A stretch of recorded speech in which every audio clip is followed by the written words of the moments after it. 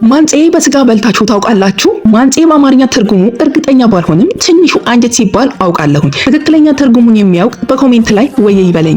ዛሬ መራራ ግን እጅግ በጣም ተወዳጅና አስገራሚው የዳውሮ ባህል ምግብ ወደ ሆነው ሱልሶ አሰራር ይዣችሁ እሄዳለሁኝ። ይህንን ልዩ ምግብ ለማዘጋጀት የሚያስፈልጉን ዋና ዋና ግብአቶች ትኩስ ስጋ፣ ቅቤ እና የማጣፈጫ ቅመማ ቅመሞች የሆኑት ጥቁርና ነጭ አዝሙድ፣ የተፈጨ ነጭ ሽንኩርት፣ ኮሮሪማ፣ ሚጥሚጣና ጨው ያስፈልገናል። በመጀመሪያ ማንጼውን በሳህን ላይ ገልብጠን እናጣራዋለን። እናቶቻችን በቀንጫ ነበር የሚያጣሩት። እኔ ግን በማጣሪያ አጥርቼ እሳት ላይ ጣድኩኝ። ማንጼው እስኪንተከተክ ስጋውን በጣም ሳይወፍር እንደ ጎረድ ከትፌ አዘጋጀሁኝ። ልክ ማንጼ እንደተንተከተከ ከእሳት ላይ አውርጄ ትንሽ ካቀዘቀዝኩኝ በኋላ አጣራሁኝ። ድጋሚ በደንብ ጽድት እንድልልኝ ሱልሶውን ለመስራት ባዘጋጀሁት ጣባ ላይ ደግሜ ለመጨረሻ ዙር አጣራሁኝ። አሁን የተጣራውን ውህዳችንን እሳት ላይ ከጣድኩኝ በኋላ ቅመማ ቅመሞቹን ጨምሬ አማሰልኩኝ። እዚህ ላይ ነው እንግዲህ ሚስጥሩ። ምርጡን የዳውሮ ቅቤ ፈሰስ አደረኩበት። በነገራችን ላይ ተመልካቾቼ ይህንን ልዩ የዳውሮ ቅቤ የምትፈልጉ ባው ላይ ስልኬ አለላችሁ፣ ደውሉልኝ። ካላችሁበት ሀገር ድረስ በነፃ ዴሊቨሪ እናደርስላችኋለን። እዚህ ጋር